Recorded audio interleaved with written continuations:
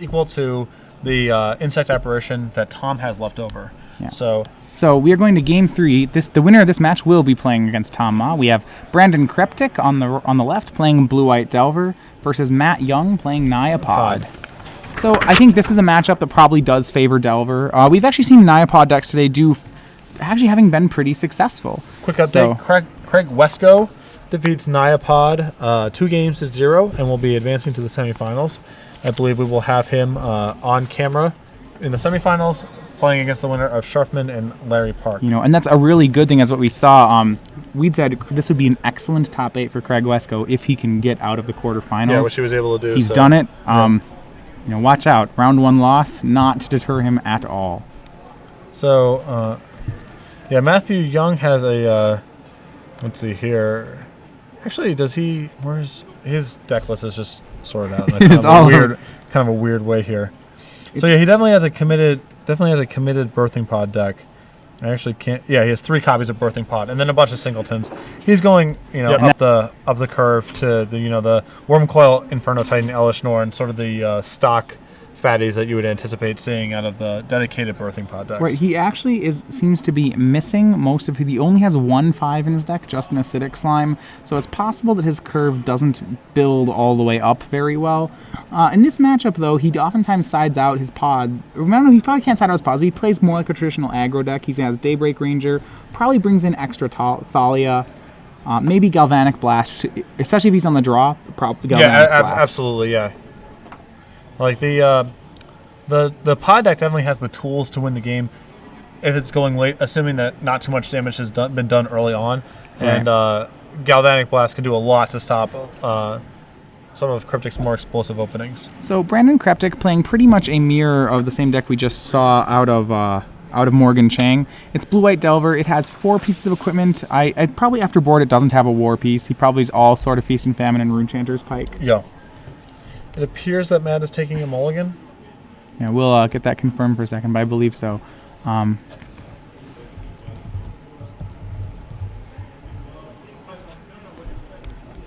So yeah, we 1 Nyapod deck down. So right now it is down to Matt Young, Craig Wesco, and the Sea of Delver. Yep. One man staring into the abyss.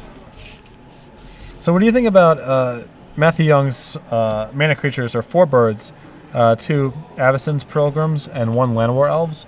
What do you think about that split? Well, I know that birds are by and large far and away considered the best mana. You have significant colored mana requirements once you're in 3 colors. So right, most people. I think 7 is a little low. I would like to run more. I really think one of the best parts about the pod deck is its ability just to play mana creatures, Strangleroot Geists, attacking. I like that aspect of the deck. Turn 1 Delver out of Cryptyk. But off Matt Young on 6 on the play. Avacyn's Pilgrim and a Rootbound Crag. So has a Revoke Existence, which flips the Delver, but that card gives Matt a ton of information about how to proceed with the game, which is right. And the pod deck, he's gonna have to play more like a traditional aggro deck. Matt, having kept a hand that doesn't have too much early game in it, he's probably going for like his more mid-range style cards. So Brandon, having pondered here, will give him a window. Matt would like to resolve something like Huntmaster would be awesome. Daybreak Ranger would be fine too. Some werewolves would be great. Yeah. Brandon does have a mana leak in his hand, so this is probably Matt's last window to really to show how he's going to try to win the game. The danger is if Matt's initial plan to do this, so he kept a 6. This sort of hand, if his threat's Birthing Pod instead, that's going to work out very poorly for him because of the Revoke Existence we've seen. Brandon keeps. It's actually very rare that people shuffle off the Ponder. Yeah, it's actually insane. Maybe I'm just pickier than most people are, but I feel like I'm shuffling constantly. One of the ways I heard it described is it's not that any of your cards are bad, and most hands are pretty similar. It's that the ability to see the top cards allows you to sculpt your plays appropriately, which is one of the best advantages. All right, 3 mana. I think we're going to see, a Daybreak Ranger and a Galvanic Blast for the Insectile Aberration. Very strong here. Brandon in a pretty big hole. I was surprised to see him use the Galvanic Blast right away because can't you just... I understand if if Chreptyk has like Vapor Snag, let's say for example, there's an argument for, well, I need to kill this thing. I can't afford to wait another turn or two. But Daybreak could have done it for free. Right. It seems like a little bit of a rush there. I would probably agree. That said, in his defense, not many great plays for Galvanic Blast. Flipped Delver is like obviously the ideal target, but I still think I agree. So Geist to Saint Trap out of Brandon. Brandon has a pretty good threat on the board, but he's just got to be sure, that like he could pass here and make a blocker and feel good about it, but then then he watches out for Vapor Snag. Yeah. So Matt's hand, I believe, is Elesh Norn, Oblivion Ring, and the Blade Splicer he just played. And he's in attack. He was totally willing to do this trade. Yep. I find it fascinating that he makes... I probably don't make the attack. I would make the attack before playing Blade Splicer. Yeah. I think Brandon might not have blocked had he done that. But, all right. Phantasmal Image the Blade Splicer. Brandon playing no images in the main, just 2 out of the board. Yeah, pretty awesome to get to free roll all of your opponent's awesome stuff. Right. Daybreak, I still don't really like... I don't know if I like the Daybreak Ranger attack there. I know it wasn't good on the current board, but it's still quite a threat. And, now that we see a Phantasmal Image, for example. Matt Young, at least with 1 Strangleroot Geist in his hand. Yeah, and I believe he's sitting on Oblivion Ring and Elesh Norn from the previous turn. Elesh Norn, not exactly the card you want to draw here, but... No. Although, who knows, if he can get the board gummed up enough, the game can go pretty late.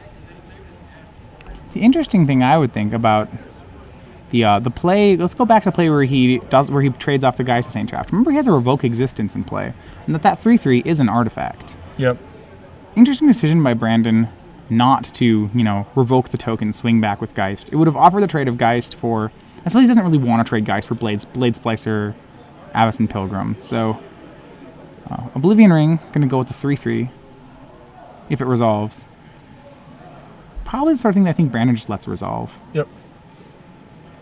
Next turn he has a way to do Probably going to just block Avacyn's Pilgrim here. This is a pretty good spot for... if Brandon doesn't have Dungeon Geist, so there's not much of a reason to block Blade Splicer, first strike is not very relevant. He's going to trade it up. So that was a pretty awesome Phantasmal Image for Chreptyk there. Yeah, and now what he's going to do is he's going to get to revoke the 3/3, sit back on Mana Leak, and... just slowly build up. Yeah. Snapcaster into Ponder, and do... Well, Matt has Elesh Norn in his hand, Right. So, instead he's going to Snapcaster the Ponder. Sure. That's fine, too. I think looks like he's content to maybe take another hit off the Golem before he decides to revoke. Yeah, his light total is not really under that much pressure in this matchup. Like, Matt's going to go way over the top of whatever, or he's going to lose. It's not like you're going to get nickel and dimed out of these games. Right, and only Strangleroot Geist can really engineer that kind of game. Right. Speaking of Strangleroot Geist, that'll get a Mana Leak for the reasons just mentioned. Remember, Brandon does still have a Snapcaster Mage in his hand, so he's got a lot of action left over. I assume we're going to see Revoke this turn. He's just drawn a green-black sword, which you can't connect with just yet.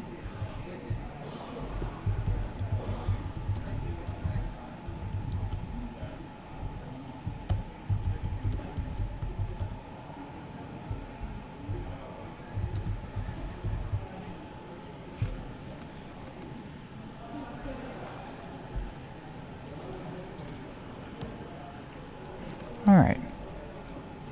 So, and then doing the blue deck thing now, just no plays. Yep. Not really much to fear. Still not revoking the 3/3 Golem. At some point, I think Brandon's going to have to do that, right? Yep. I mean, maybe he can afford one more hit here, but yeah, I agree with you that. The question is, I guess what I would ask is why. You don't want to get running Birthing Podded or something like that. Yeah, he does still have because he still has the Snapcaster range. I suppose the Birthing Pod can come down. If he has 4 mana, Birthing Pod can come down, sack the Blade Splicer, get a Hunt Master before Brandon can do anything about it. There's also just it's sort of hard to visualize how Brandon actually loses the game playing this way. He's covered against almost all the disaster scenarios. Yeah. So I think actually, yeah. So he's gonna play Sword of Feast so and this is Famine. pretty sweet. This is excellent. Now, Brandon, never to tap out again. We'll swing in with the Feast Famine. And there goes Elish Norn. Okay, sure. That wasn't getting cast anyway. Not a big penalty. But a hit there for 4 actually puts maybe even puts the race in Brandon's favor. And now we're gonna revoke the token, I think. Right. Card that Matt knew he had all along.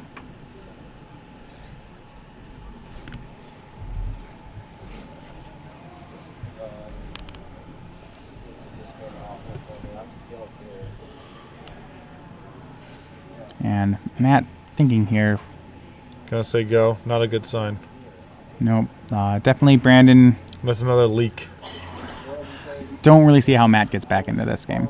And now, just in case you were thinking you could run chump blocks, you won't be Invisible Stalkers on the battlefield. Delver, so good when it's ahead. And we see that here. Yeah, that's a wrap. So, we have Tom Ma winning. Yeah. We have Craig Wesco winning. Are we actually at lethal, or do we have another turn here? Looks like we... one more turn. Yeah, one more turn.